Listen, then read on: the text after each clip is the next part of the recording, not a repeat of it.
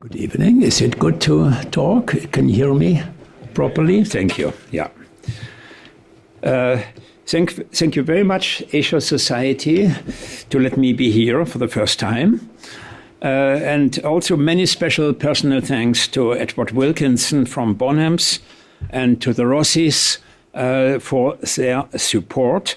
And of course to Cassandra, who arranged everything together. Actually, my reason to be here is not only Marco Polo. As an art historian in Asian art, I'm very much devoted to the things we are going to see from tomorrow onwards, to Asian art, especially in my field, Tibetan Buddhist art.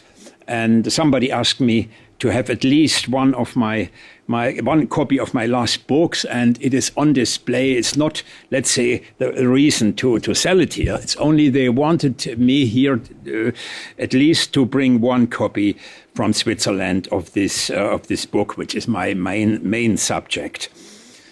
Landing this morning with Cathay Pacific gave me already some introduction to our subject tonight.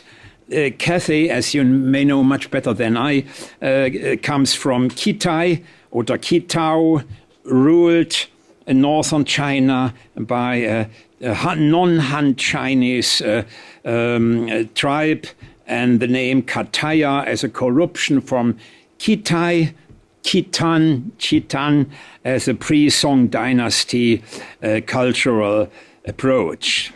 Described already in this name very well by the pre-Marco Polo travelers Johannes Carpini and Ruppruck, just to give a small introduction to our subject matter.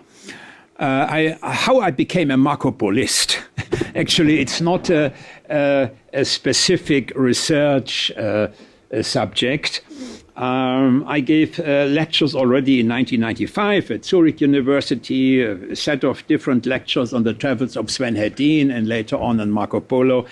And some people noticed it. They invited me, at this time completely new for me. We're going to see in a few minutes something to Croatia and the Adria, where apparently, according to some local patriotistic sources and people, Marco Polo might have been born. And at this time, I started to do this as a serious hobby, including, as it has been said, on a so-called scholarly academic level at Tianjin University. We'll come back to this point. So, thank you for technical assistance, and very much to Cassandra here from the Asia Society to make it possible. I have to limit my presentation, especially as it was announced to Marco Polo's travel in Central Asia and China. Otherwise, if I would include much of the geography before, we will touch it very briefly. And on the way back, we will fill another, or even if not more, evenings on this fascinating subject, when at the first time a long written record was done where it was mentioned that there are other high cultures beyond Europe like China.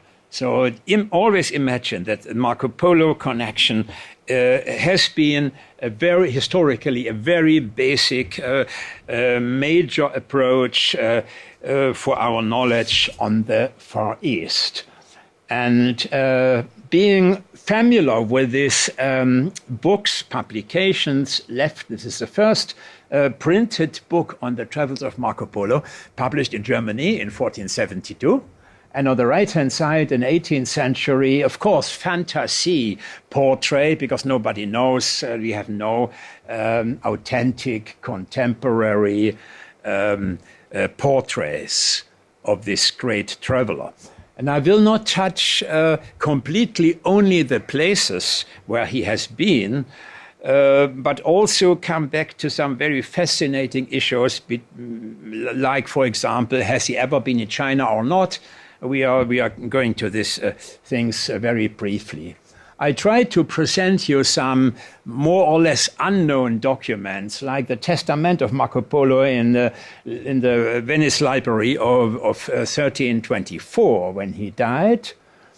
They don't bring very much historical details for modern curiosity. More interesting is, and this is very important to say, because we usually think that the Marco Polo travel record is one and the same book. I have to say there are 143 different text editions, be it in Latin, be it in Venetian, be it in Tuscanian, be it in an Italian French style, which was very much lingua franca in the 13th century in the Mediterranean area. They have been copied again, translated from French to Latin, from Latin to Tuscanian and Venetian. It's a mess, I tell you. And that's why we have to take into consideration that there is no authentic text of his famous travelogue. So the original record is no more available, and even things which have been more or less popularly fixed or taken as guaranteed, like his ghostwriter in the prison of Genoa, Rusticello, even these things are not beyond any doubt.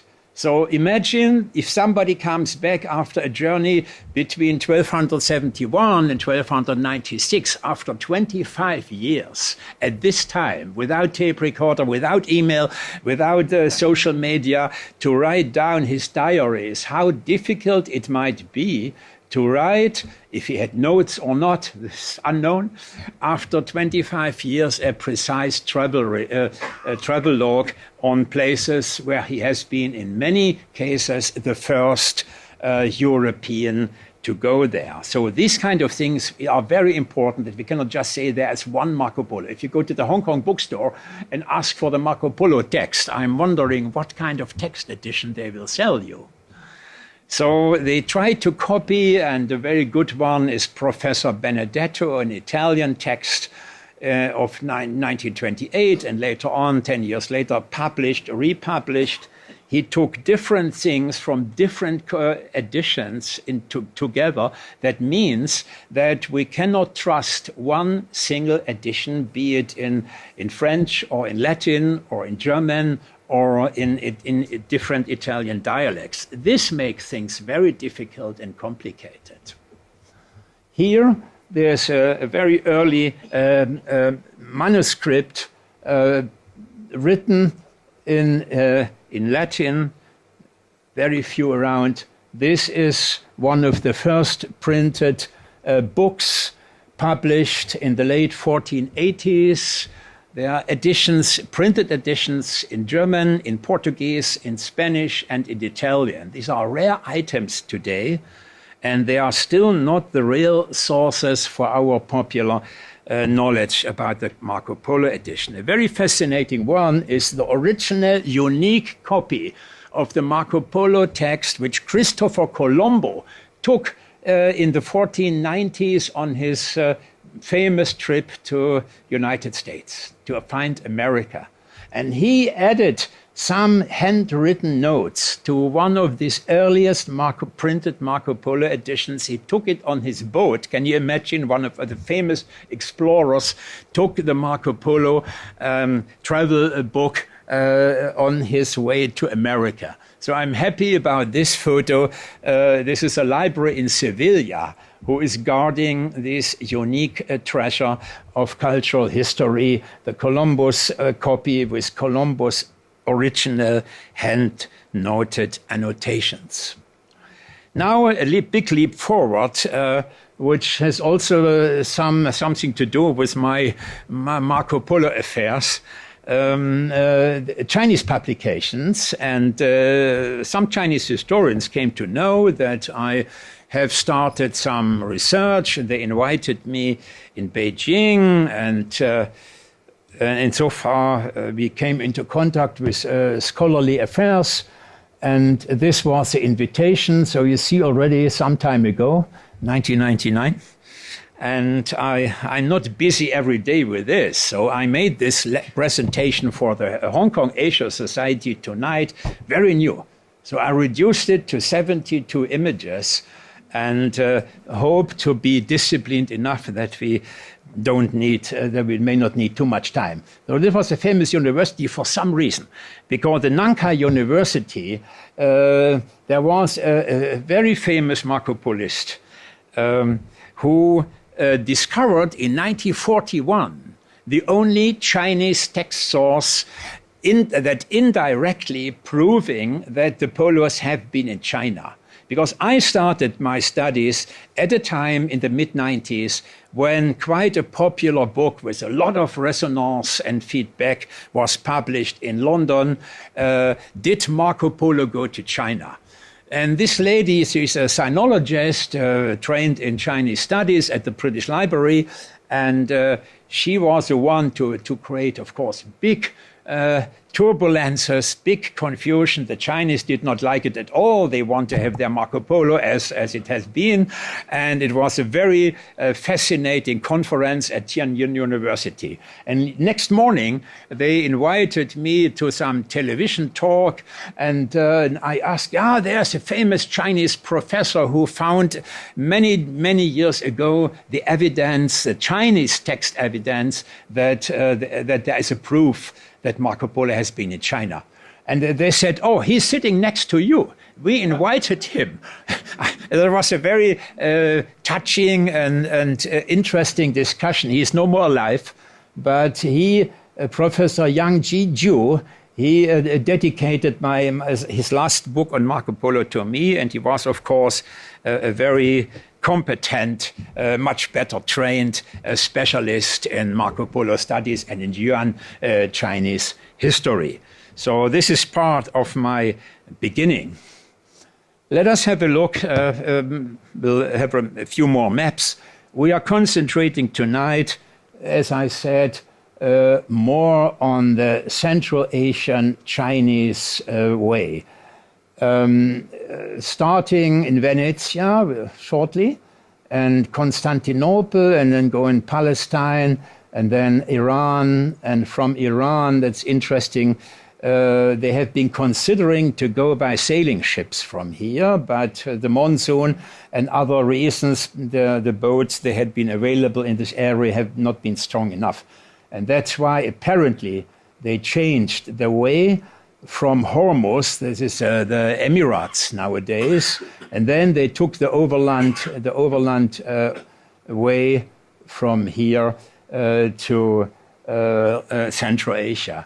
Just imagine, this is almost a contemporary Christian European map with, of course, still Jerusalem in the center of the world.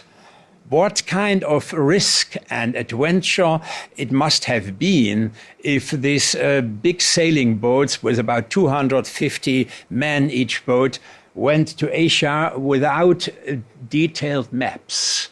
Very much navigation was confined to the stars and, of course, to the heaven above them. But this is a very famous map, about 1250 with Jerusalem in the center. How can you imagine that this kind of maps helped Marco Polo on this trip? Just to give you an idea how difficult it must have been.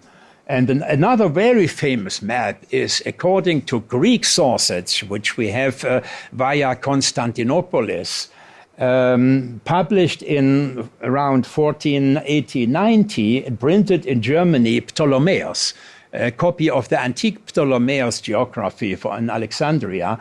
And this is one of the most beautiful cartographic books which still exist. And just imagine when you go to the east, what is left. This is something like, apparently, Indian subcontinent, Arabia Felix, apparently Sri Lanka, and the rest, Southeast Asia, is rather vague. So if you are looking for China and Central Asia, most of the part is terra incognita.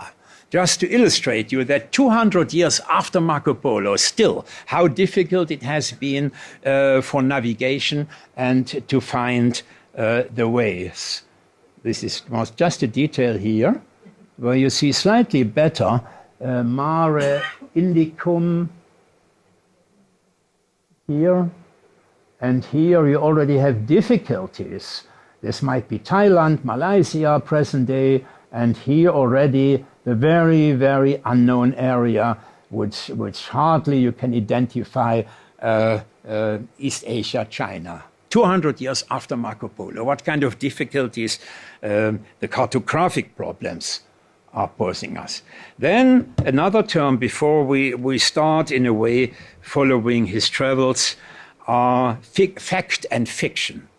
It has been a lot of doubt and a lot of discussion saying that, yeah, Marco Polo is lying and he doesn't tell the truth and he has heard many things from Persian sources, which is, by the way, just more or less impossible, because after checking the Persian script sources of the 14th century, there is nothing really serious. There are many things, we will mention them later on, that they are impossible that he could have copied these descriptions after Persian script sources.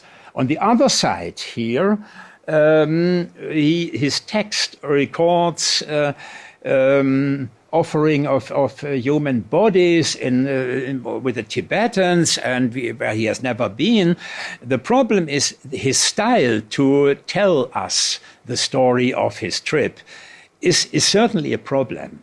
He changes from I to they. He mentions, yeah, in Tibet it's like this, where in many cases you don't know, has he ever seen these things or has he only heard about this? So in between, which is a very natural approach in the Middle Ages, before the Renaissance, the wonders of the world, the miracle things have been very attractive for the people to read. And insofar, after 25 years, it's another reason we cannot expect that Marco Polo had been a perfect memory to give the details in a modern scientific way. So he mentions this Tibet, but it's, to make it short, it's quite safe for several reasons that he has never been there. So between fact and fiction, this is a fascination of his report, and we can again and again find things which are being between truths, between what he has encountered and seen with his own eyes and what he has only heard. And this is sometimes not very clear, a headache for historians. He is describing in one of the most beautiful illuminated Marco Polo manuscripts preserved in the Bibliothèque Nationale in Paris. For example, when he moved from the Silk Road in Dunhuang to the Tangut area towards mainland China or the inner China. And he records us some very interesting details about the idolaters, about Buddhist people, which he didn't like. He, as a Christian, had problems with these people who have been worshipping images. And this image in the golden statue is supposed to be some kind of Buddha, which, as you all know, is true, is part of the Tangut culture between Uyghur and between Han Chinese territories. So, and another thing is, which we should keep in mind, when we refer to these miniature images, imagine they have been painted in the early 15th century in the Burgundy French atelier. What kind of text these artists had? They followed this text more or less between fict and fiction again, not telling the real truth in many cases, and that's why they contributed in a way, in a non-Christian way, against this religion, which Marco Polo mentions as Shakyamuni, yeah. But he said in one very nice passage, if the Buddha Shakyamuni would have been a Christ, he would have been a great saint. So this was Marco Polo's Christian approach, skeptical against other beliefs. And for this,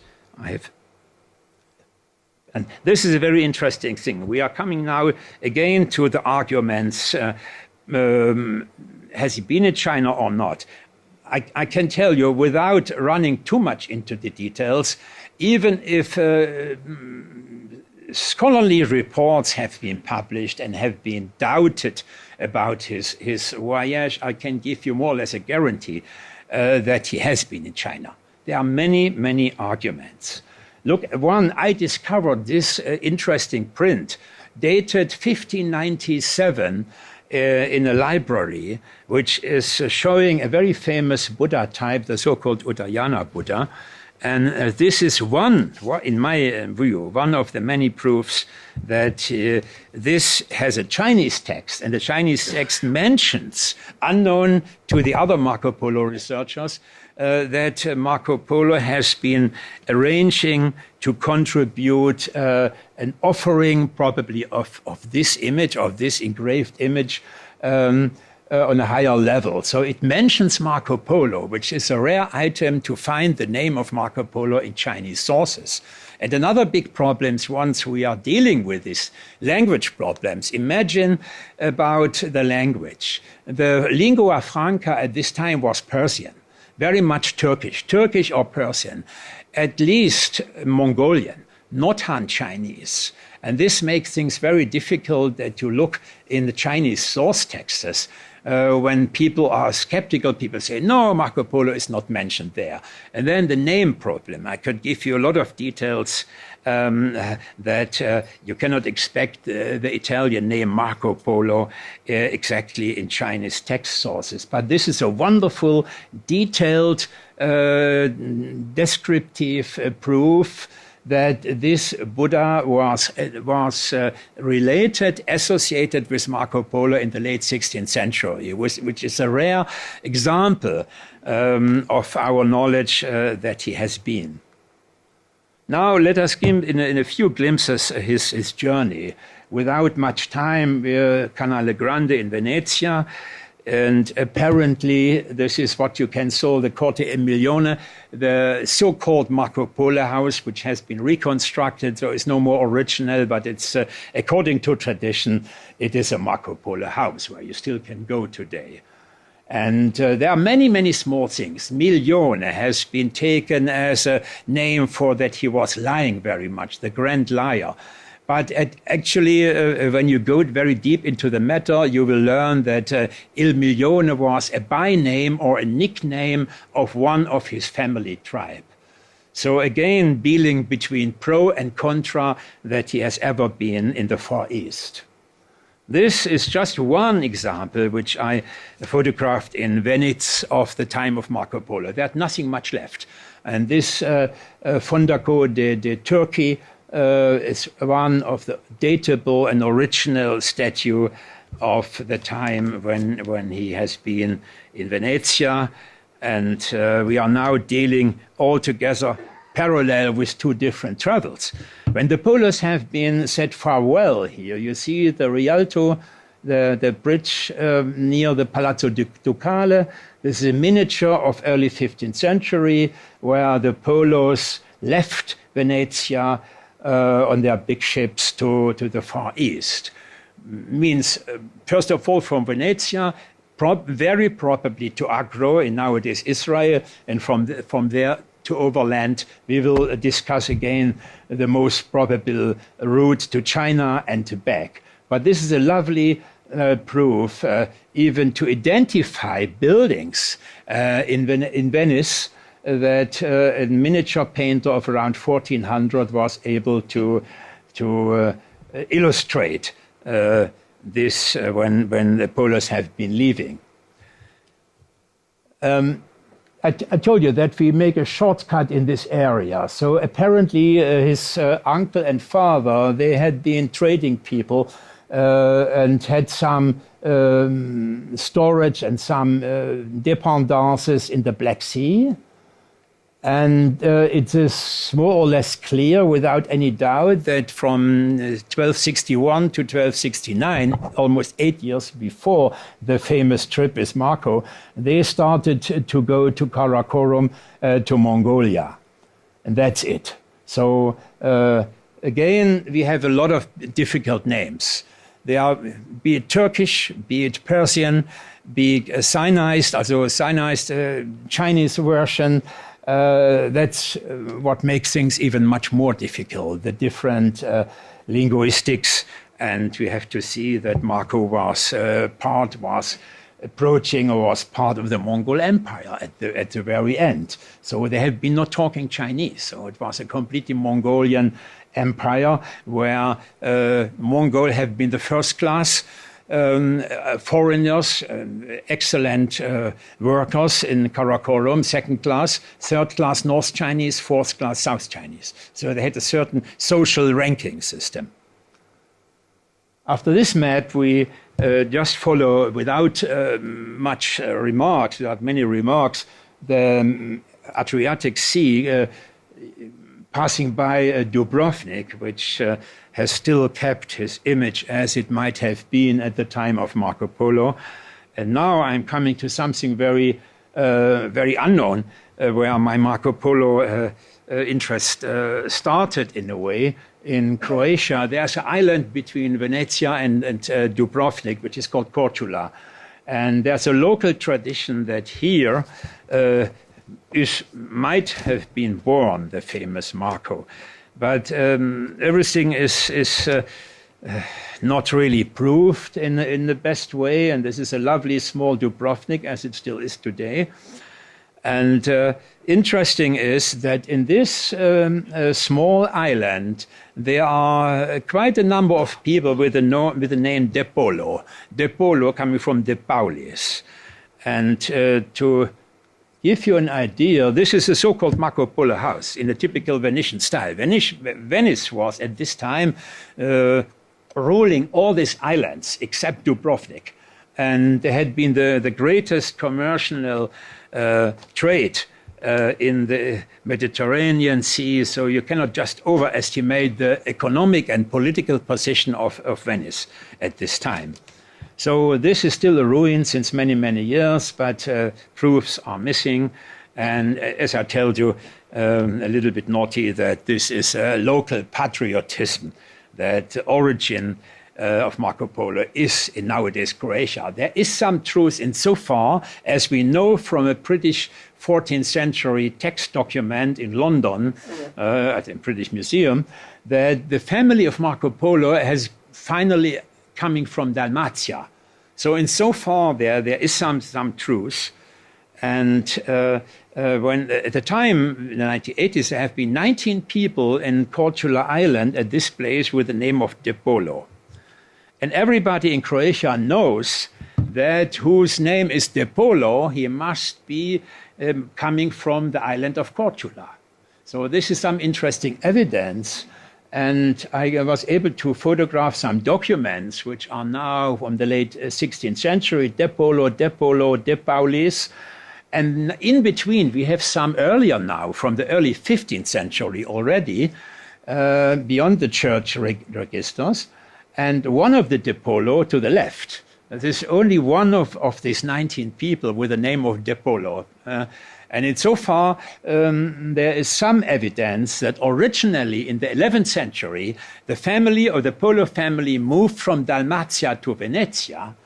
I don't say that, like these people here, that Marco has been born on this island of Korčula. This is maybe a little bit too much local patriotism. But the connection to this place where all the ships from Venice to Constantinople and to the Near East had to go, had to pass by, is this famous island. Before they came to Constantinople, and our miniaturist, our French painter, who painted these things in the early 15th century, he had to trust, of course, to the text, which was available in the late medieval times to the European copyists and artists. And here sometimes they do not make a difference between the first journey of his uncle Matteo and Father Maffei. They went very much motivated by economical interest to Krim Island in the Black Sea. Apparently, and only later on the same travel, they reached Karakorum. There's a lot of interesting discussion that they had been traveling on a papal mission, that they had documents. There was some tension between the Pope in Rome and between the Great Khan in Mongolia. The Great Khan in Mongolia invited the Pope to Mongolia to become a Christian. So we know that this didn't work out. but they used the Polos, and in the first trip, without Marco, without the famous memorable trip which started in 1279, they used these two brothers as envoys on behalf of the Pope. This is the Akko or Accra in nowadays northern Israel, the latest Christian site which was kept until 1290 before the Muslim came.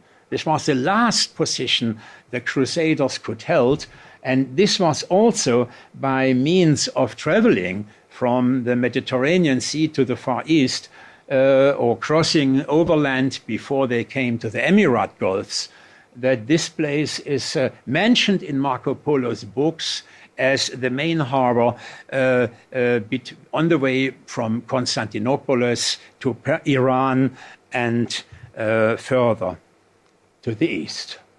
Here again, our beautiful miniature paintings in the Paris Marco Polo, when, according to his understanding in about 1410, describing here the first trip of his father and of his brother, that letters from the Pope have been handed over to them to present them to the Great Khan. There is no really historical evidence.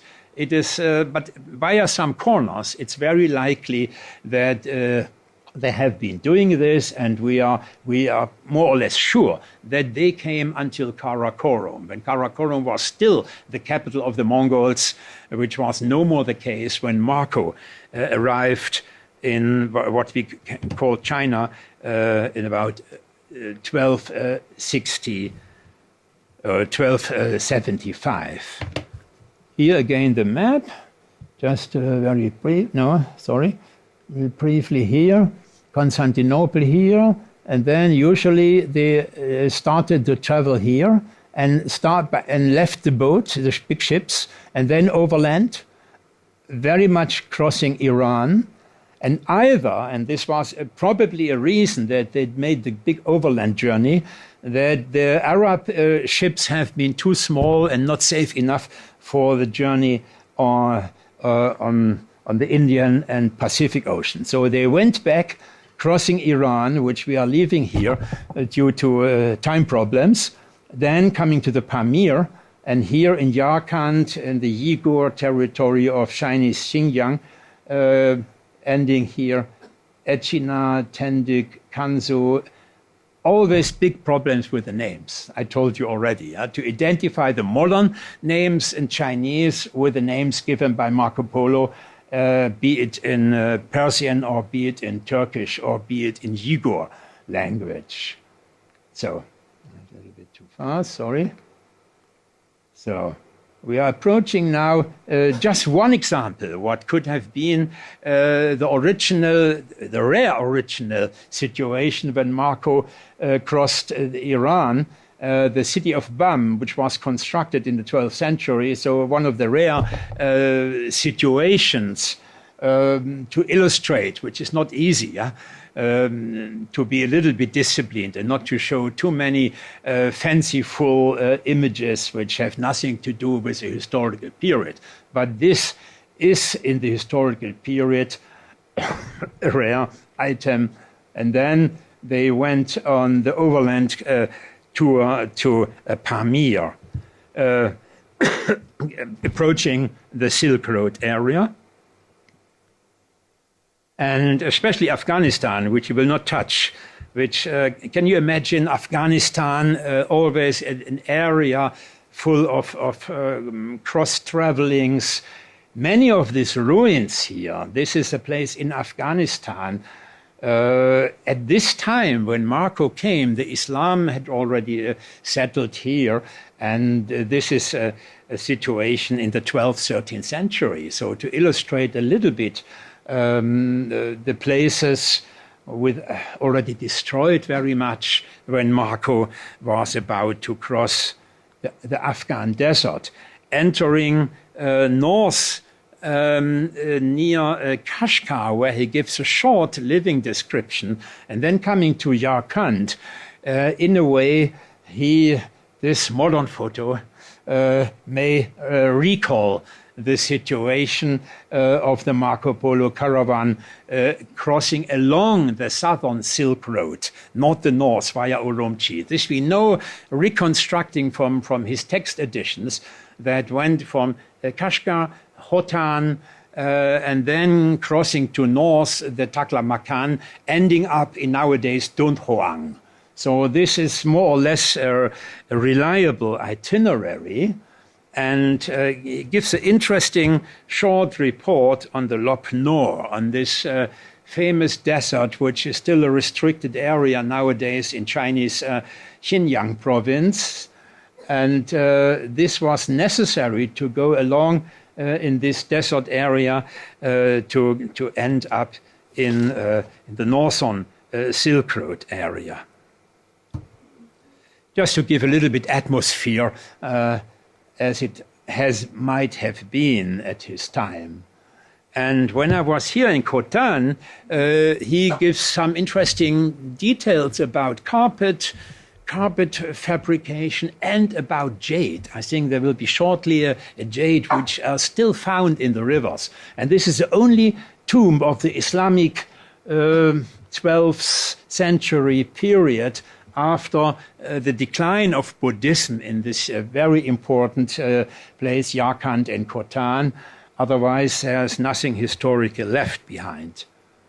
But I keep close to the names, and you have to believe me that to translate the names, to refer to the names, may create big confusion and may be boring, because he's jumping between Turkish and Persian names, and then the modern editors, they even give additional ideas.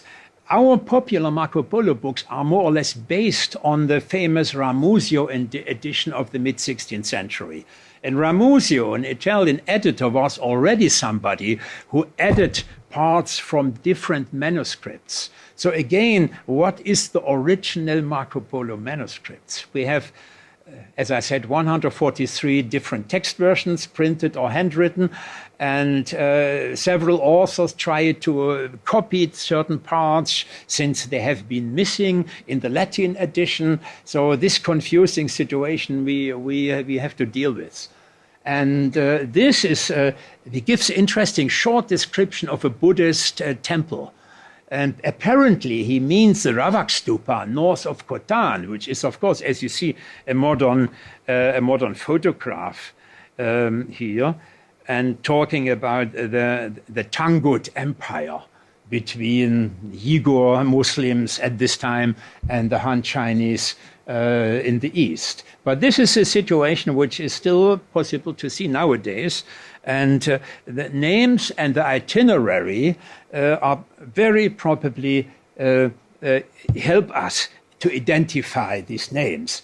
Here I photographed some local people because they are discovering still today jade in all kinds of different things. I'm not at all an expert in jades, but the river is well known, and Marco Polo gives an interesting description that they found jade stones in the rivers of Khotan. So for an historian, these are very often pioneering records.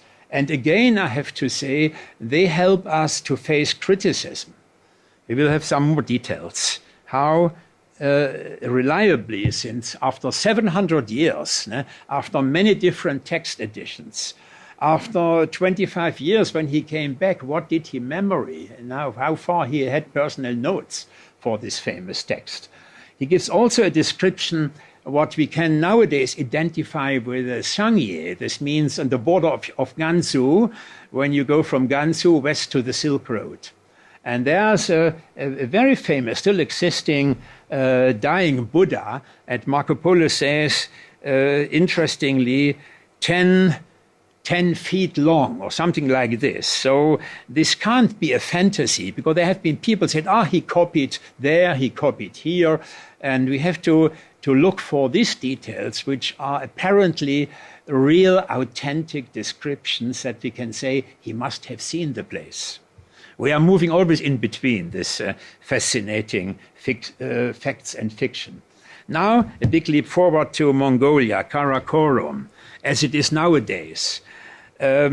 even he mentions, yeah, there is some place where the big castle here of the Khan, which is not enough to interpret as an eyewitness record. So most probably, from a mosaic of his itinerary around Karakorum, we have to say he has never been in Karakorum, which was the first capital of the Great Khans before they moved towards Beijing.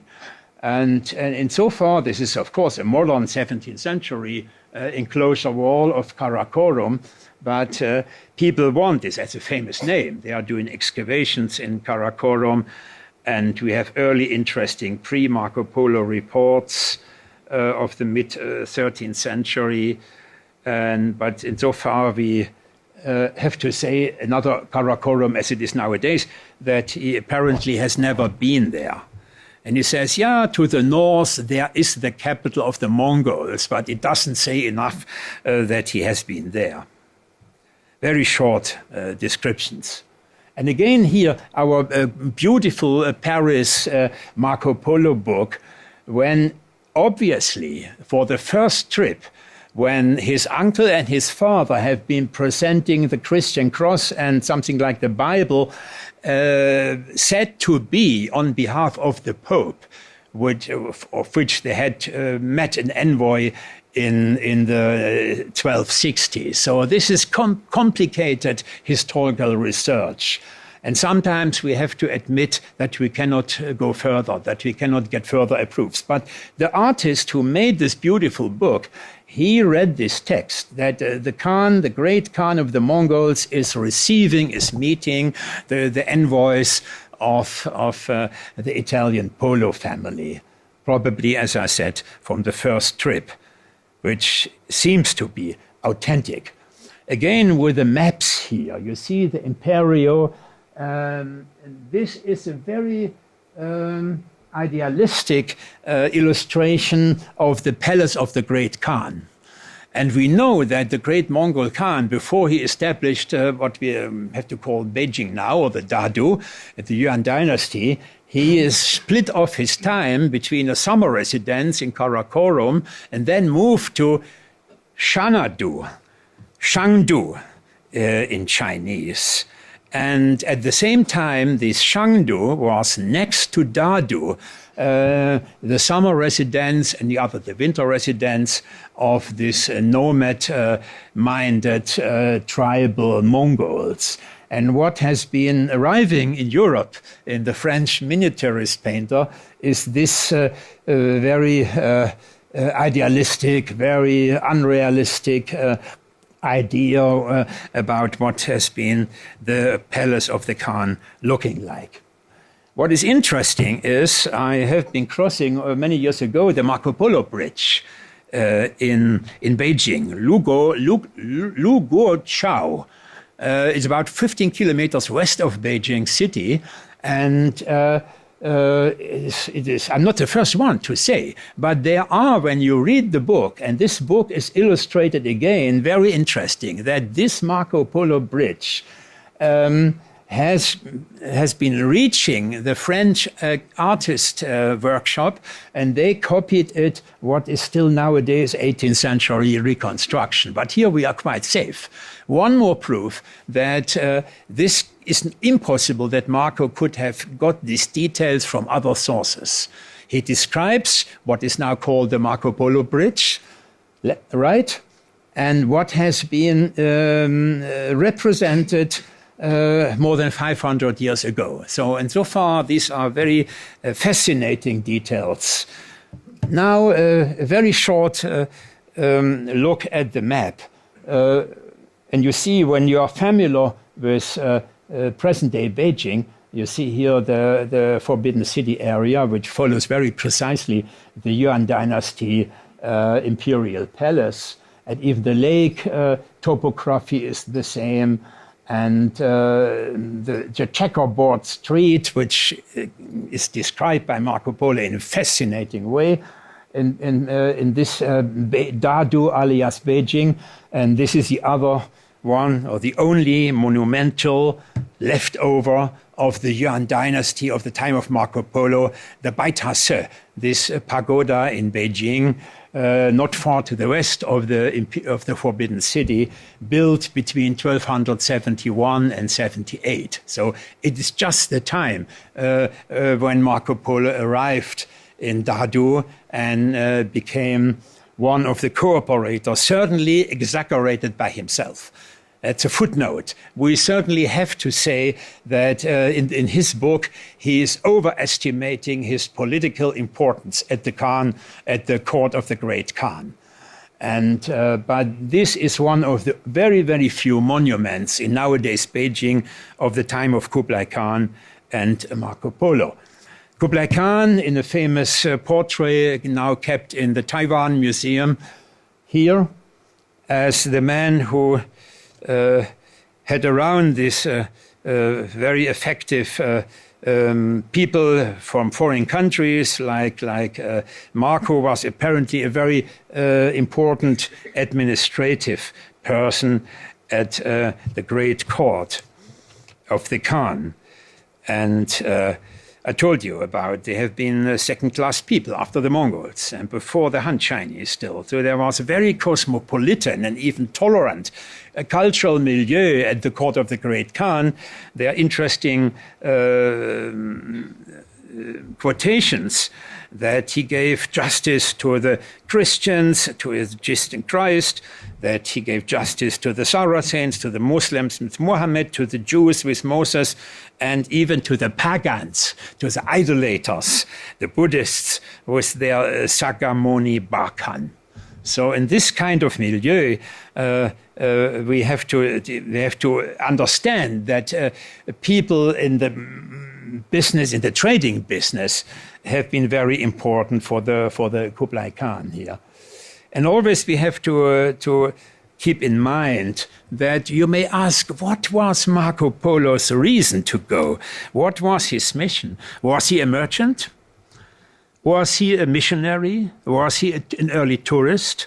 Was he a papal envoy or an adventurer or an explorer or even a geographer? All these names are not really giving the profile of this person. It was in a way a mixture. When we read his texts, of course, there are a lot of commercial interests, which was very normal at this time. But in a way, we never have the impression that he went to these places purely for making business. His religious identity is interesting, not for Marco Polo, but by the great Khan, which you find on the left-hand side, Genghis Khan, of a much later picture characterizing him as a reincarnation of a Tibetan Buddhist bodhisattva that makes the king, of course, by mandate of the heaven. And here, of 1292, probably an authentic Mahakala piece. It was the main belief of the great Khan. He was initiated by famous Tibetan lamas into tantric teachings already before Marco came to China. So the milieu, the Tibetan Buddhist milieu, was a very prolific and intensive one at the time of the court. And Marco gives some very fascinating, also sometimes very general, it's not in a way there are footnotes, not in a way they can give references, but he tells about these weather makers, about these magic lamas, whom I photographed some time ago in the Himalayas. But these people have been in Beijing. And we know when we read the Marco Polo book, he talks about flying cups around and magic practices around the Khan court. So the Khan, he was a strong believer, taken care by major Buddhist lamas coming from Tibet to Beijing. So at this time in 13th century, the local belief, like later on with the Zhongleng emperor, was very much on the way of Tibetan Buddhism. Here, Marco was limited. He could not leave his Christian position. But what we owe him are his pioneering earliest descriptions of this cultural milieu. and he describes even the reincarnation system as a first European, that when an important master is dying, he will be reborn in another body. This is the first mention, centuries before Europeans discovered this later on, that Marco Polo must have been there. He cannot have these stories as a second-hand source from other places. So here, even this chapter would be evening of its own. And these tables of authority in Chinese, paizha, they have been a kind of Kublai Khan Yuan dynasty passport issued to some important people like Marco, and Marco was certainly one of the European guest workers with a certain idea. He was certainly not a ruler of Yangzhou for 3 years, but this was exaggerating by Marco or by his ghostwriter. But they had this kind of about 30 centimeters to 10 centimeters long, inscribed in a Mongol Pakpa script as authorizing a few people traveling on political or commercial reasons in the empire between Beijing, Dadu, and Hungary, and when the world empire of the Mongols have been discovering such a territory. Again, interesting that this paizha, and here we are close to sources. We have sometimes the first knowledge of these things from the Marco Polo report, and the painter of this of our Paris Codex has understood that the Khan is presenting them the passport to the Polos that they can travel in the Mongol Empire. And also very interesting is that the Polos for the first time mentioned the paper money. There was no way until this time that the Chinese provided paper money as a payment system next to coins. And in various museums, we have these banknotes around. Interesting also, again, that mostly in Mongol language, even sometimes with additional writings in Chinese. And so far, they are rare items, cultural treasures, where we have to thank Marco Polo to make these things known in the West. And there are even many more things which we owe to Marco Polo in these East-West connections. Again, paper money. That's another illustration where they are a little bit fantasy, but it is mentioned in the text that here they are presenting paper money. No more coins as it has been the currency before. He's giving interesting notes on astrology, on Tibetan Buddhism, on bridges, on roads, on canals. The Great Canal was just completed in the late years when the Polos left China again. And he gave fascinating details about the tax system, about administrative problems, which are impossible that he has seen this in Persian or other language texts. This is certainly an excuse to claim that Marco Polo has not been in China. In other words, is a little bit beyond fact and fiction, the Marco Polo ways in San Marco in Venezia. This is a long-standing myth, and we have to believe it or not, but we have no proof, that the left one in the typical Qingbai porcelain style of the Yuan dynasty to the right, and another one to make it a little bit more distinctive. But this so-called Marco Polo vase, if it is authentic or not, but at least it brought the first knowledge of Chinese porcelain of these centuries to Europe. And even the paizha, the authority document, which we have seen before, we know exactly from the testament that there have been several ones in the Marco Polo family after he came back. after 1298. We don't touch now the famous history when he was a prisoner in the famous battle with the Genoa ships. But he died in 1324. So when he came back, he was still alive for 26 years. And we know exactly that in his family property, these Yuan dynasty passports have been left. One more proof that he has been in China. A very strong argument against him that he has been in China was always from some direction that he has never mentioned the Great Wall. But I think this is quite easy. I'm not the only one to say so.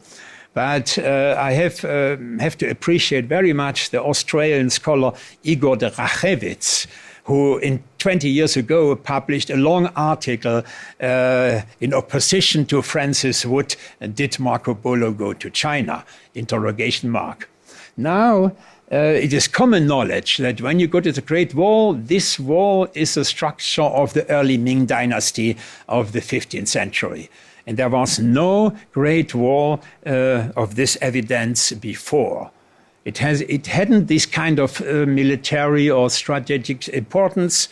And when it comes here, one of the many things west, very much to the west, west of Xi'an and so, this is a Great Wall where I have been before the Ming Wall has been built. And this structure, these fragmentary structures, certainly have not been fascinating for Marco. So there's a very good excuse to say why he did not mention the Great Wall. It just did not exist as a major defense structure. And of this, we have some proofs here. The Great Grand Canal. When you go south of Beijing, they completed it at the time when almost Marco Polo left again the Yuan Emperor. And this was one of the great enterprises. And Marco gives a very interesting description. Sometimes they're very short. But if you have only one book and you have to include things from Constantinopolis until Sumatra and back to Venezia, you have to make a shortcut. So this is a present-day situation of this canal who lost its importance in the middle of the 19th century. But read the text of Marco Polo, as short as it is on this chapter.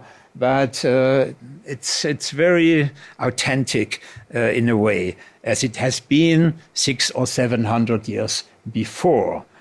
And I try to follow a little bit the footsteps in China. And here in Yangzhou, there is a museum, a Marco Polo museum. And he also gives a description of the city of Yangzhou. So if you want to go deeper into the matter, you just have a look when he says half or one full page about the city of Yangzhou. And this is a fascination to compare what he said in the late 13th century and what are the leftovers in our era.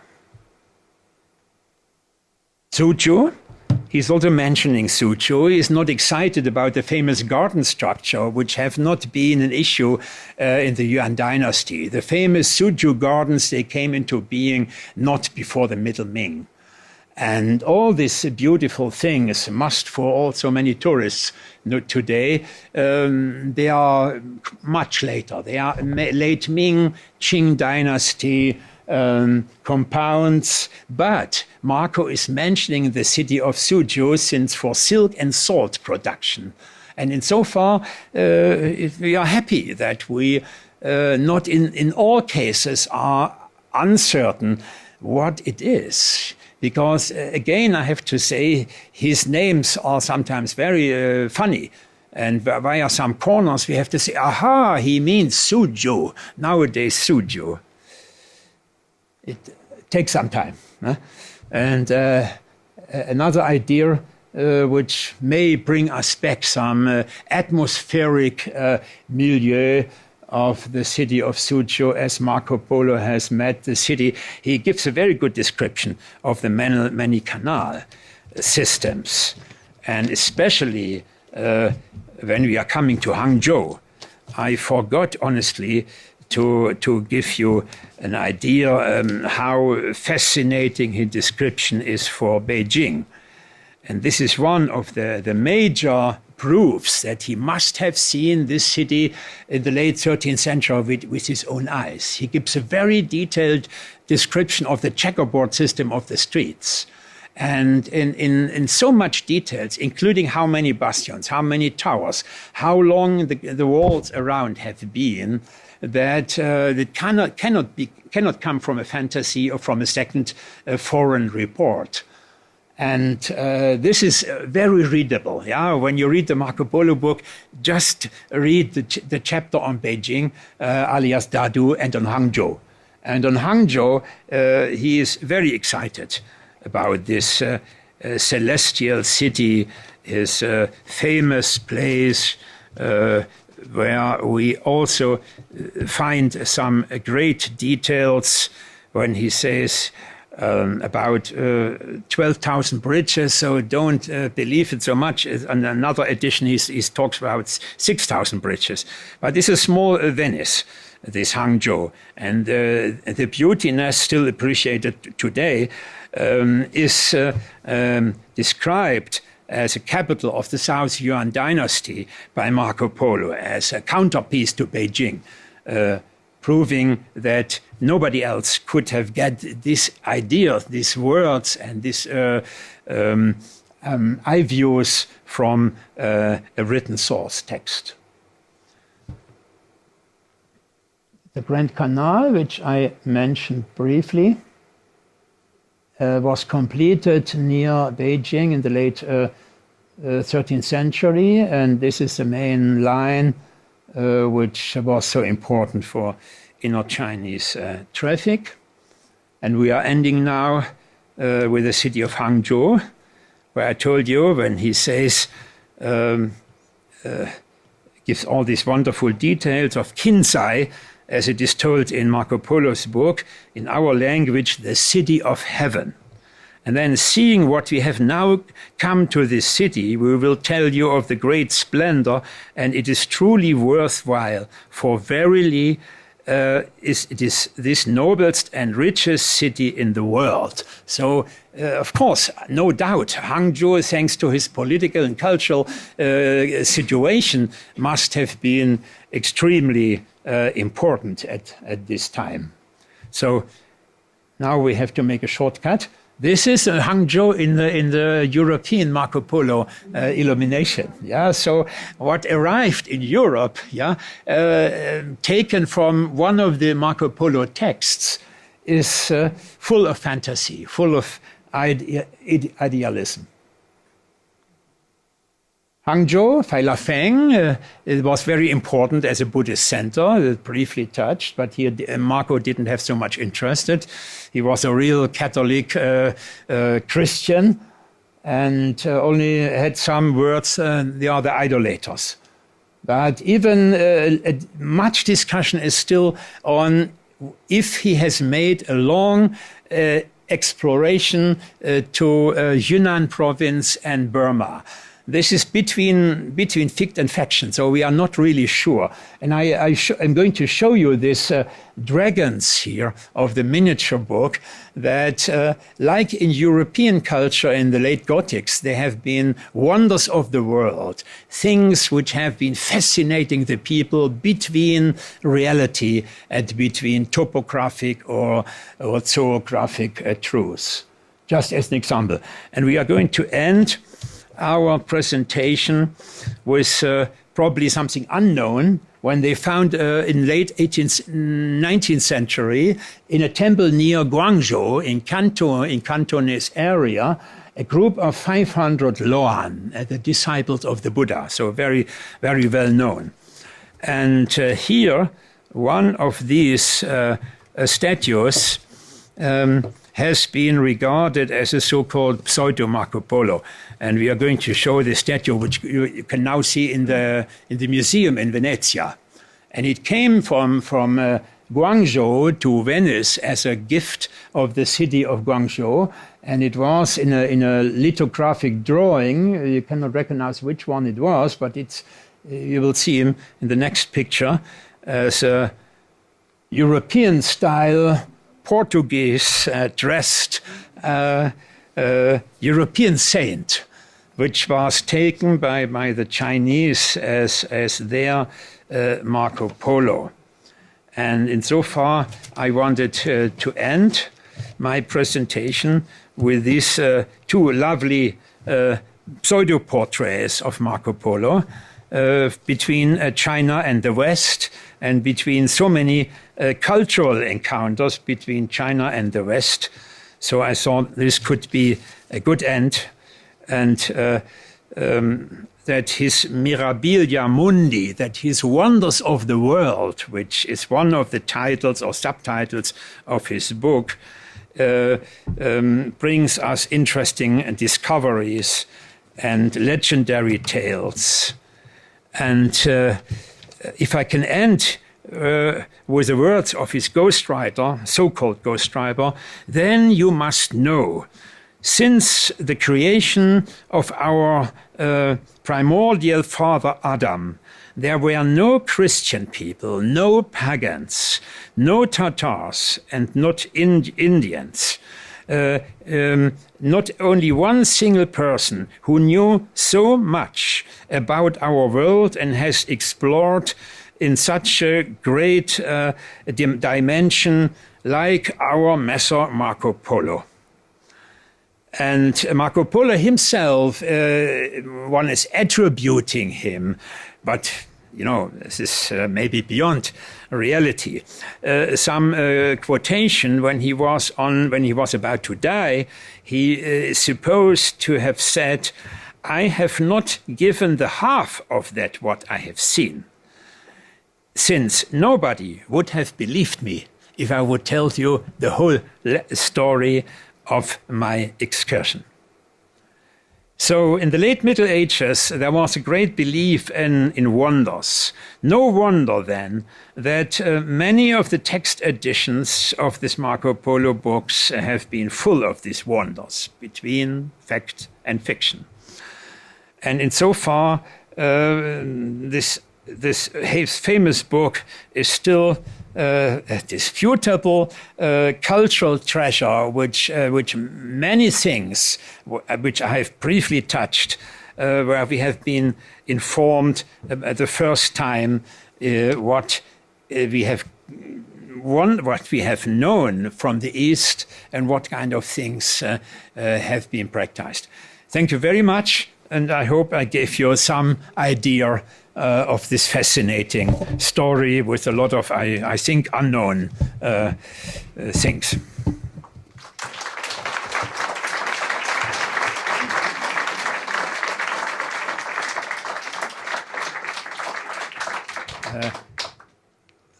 And the Asia Society said that we would have a couple of minutes time for questions. And as you may figure out, the subject is between yes and no, between truth and lying. Many, many fascinating questions. Even up to today, there is not a communis opinio. There are still people who easily say, you're the great liar. It's all not true, this famous book. But I think I have given you quite a number of examples which we have to respect, where by far nobody else has ever given us such interesting details. Thank you, Dr. Hens.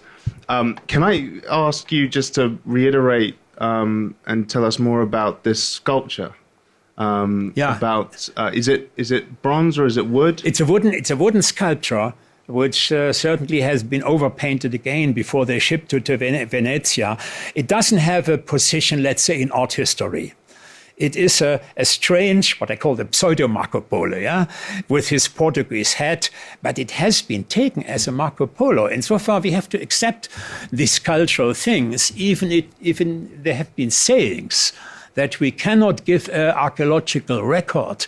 But it's interesting that even in the Cantonese temple, it has been called Marco Polo.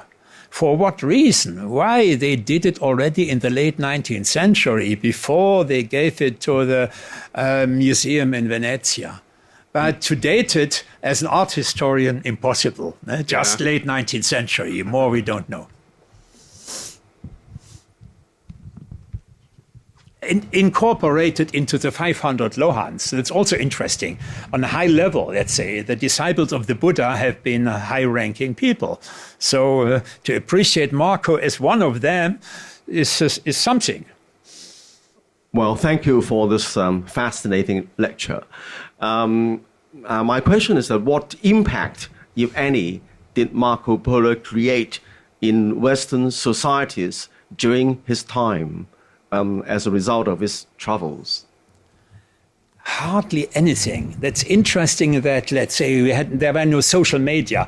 They had to travel 3 years until they reached from Venezia to Karakoram, for example. And so far we know regarding the papal missions, the so-called, there are letters from the Great Khan to the Pope. And we have a letter from the Pope to the Great Khan. Very opposite. They all wanted to have the other partner on their own side. But at this time, there are no, it was a matter of books, it was a matter of insider reports, of manuscripts, but it's a good and important question. There were no results, let's say. The first cartographic feedback to the travels of Marco Polo, according to his descriptions, which is a problem on its own, to follow his itinerary in a more geographical way, is from the late 14th century. So 100 years later than Marco's book have been published, and they had been published already during his lifetime. See, very important, sogenannte Pipino, Fra Pipino, he published a Latin manuscript in 1310, when Marco was still alive.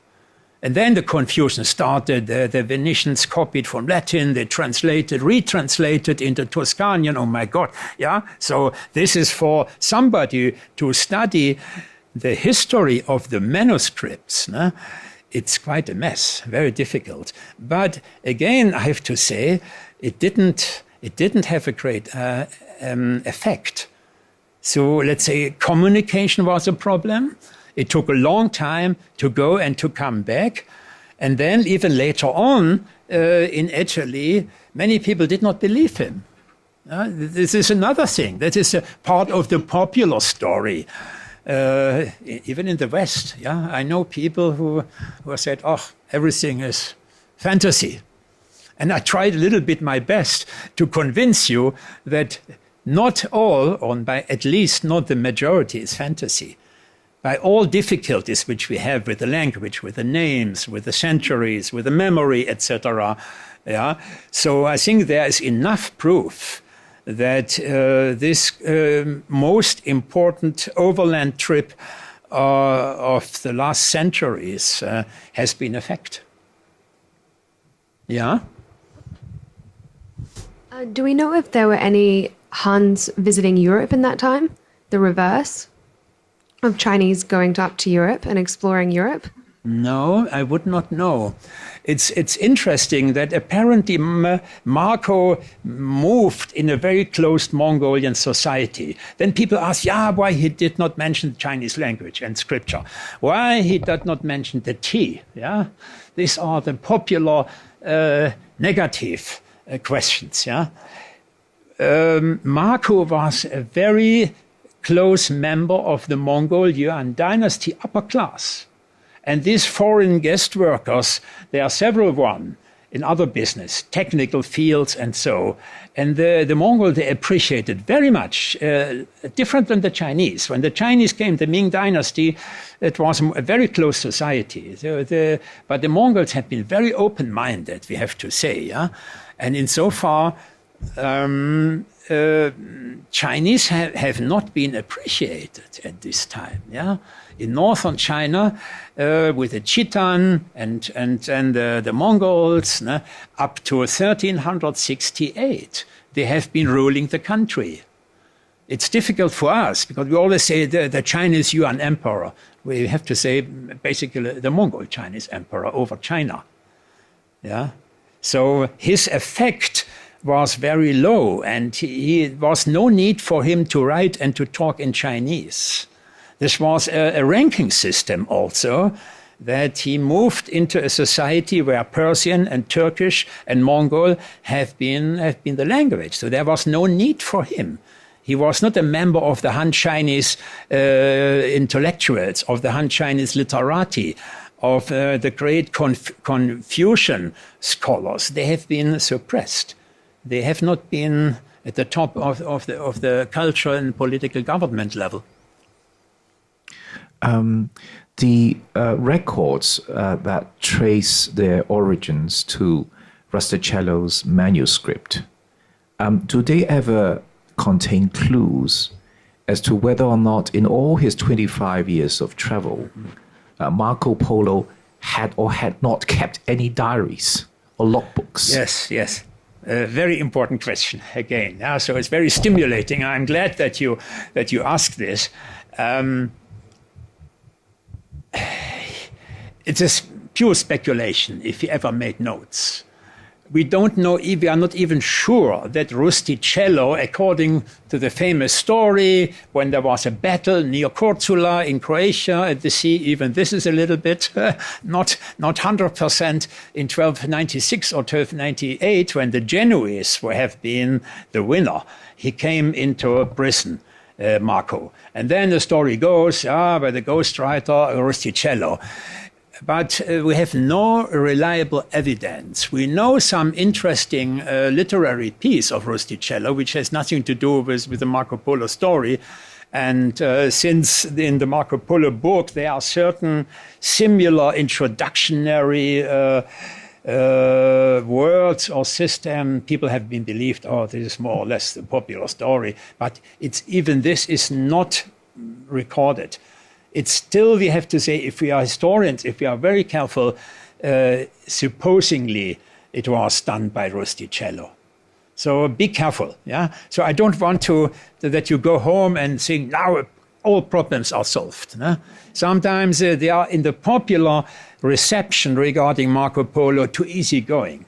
We all want to have more easy facts and not too many doubts. One, please.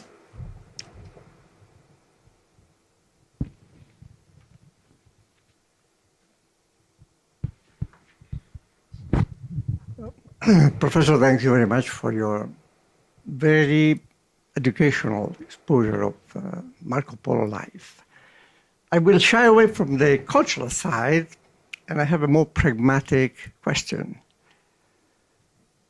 I've been reading that at the beginning of the Marco Polo trip, there was some funding, particularly in line of possible commercial avenues to be opened up. Now, after 26 years or 25 years, how actually have been managing all the costs and expenses that have been supported through Italia? Is any record among all the documents being retrieved? Interesting. You see, there are so many interesting and important questions we cannot answer. He does not say a word. If you would read the book, you're always a little bit confused. Is it the language of a tourist, of a traveler, the language of an explorer, a language of a missionary, a language of a merchant? He is not really properly identified as a merchant. Let's say as Wilhelm von Ruppruck or Johannes Pipino, they came before quite exactly in the mid 13th century. They had the official papal mission, which finally didn't work out. The problem between the Khan and the Pope, they could not meet on the same level. But Marco doesn't give clues that he has been traveling by funds or so. We only can say that apparently his uncle and father, who have been holding branch offices, probably this is true, in the Crimea area. So this was a very common field in the Black Sea for people in Venezia and in Constantinopolis. And apparently they had enough money. But interesting that he does not cover this issue, that we are running short of cash, that we don't know how to finance our studies. He was certainly paid by the Khan, even if we play down his importance. And I think there's no doubt that he overestimated, or the ghostwriter overestimated his position. He was not a ruler in Yangzhou. There was an interesting language problem. This Chinese professor, he found out that the copyist of this text mixed the word governor, governing Yangzhou, or sojourning in Yangzhou. That's a big difference, I would say. Yeah. So you see again how easy in the European text editions confusion came up. But here we have to indirectly. We have to know that there was apparently a good appreciation by the Khan, and he had European people in the field of technology. Turkish, Europeans from Islamic countries.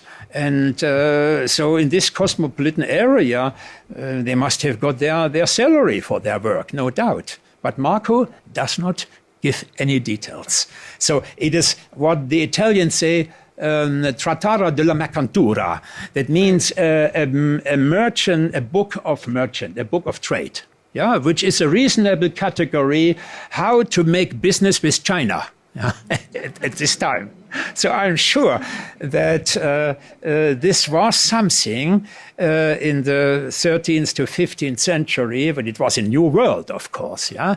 When we in the West got for the first time some knowledge about the Chinese. Not by Christian missionaries, like in the 18th century, in the very fascinating way of the Jesuits, yeah? But he does not say anything. So apparently he was in a good position and got his money to travel and to live on, and his jewelries and so by the great Khan. And again, people may ask, why he doesn't mention this? Why he doesn't mention this? Sometimes we better should say, what is he mentioning? So let us explore the things which he mentions and give him the credit that he is able to forget after 25 years certain things, and that there was no tea and no Chinese language problem for some reasons which we mentioned at this Mongol court. Though they have the milk of the animals and no tea. Tea is not something for the Mongols, no? It's really lax, yeah. But I find this East-West relation so fascinating, yeah, that here it's a pioneering chapter, what has been coming from the East to us and the other way around. The other way around, there was not so much. No? So the Mongols, they only got the present of hopefully being Christians on behalf of the Pope, but not yet like in the 18th century among the Jesuits. So that's why fascinating East-West chapters. Okay. Oh, one last question we have. Did he mention noodles and spaghetti? Huh? Did he mention noodles as spaghetti? Yeah. I know what you mean, yeah? But this is, let's say, I would say a little bit naughty, the lower popular bottom of the discussion. Yeah, so sorry to mention this, but I'm sure you're not a spaghetti believer and bring it directly into connection with Marco Polo. This is a little bit the too popular issue in the discussion. Thank you.